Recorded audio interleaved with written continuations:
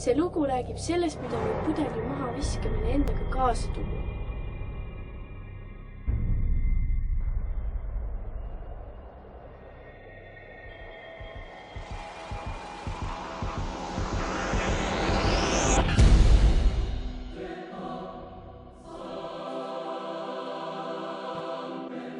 Mida aeg edasi, seda rohkem mulle tundub, et keegi jälitab mind.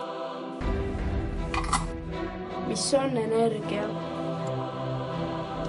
Ma just internetist vaatasin, et energia peaks liikumine olema. Ma ei saa öösiti magada. Ma näen õudukaid.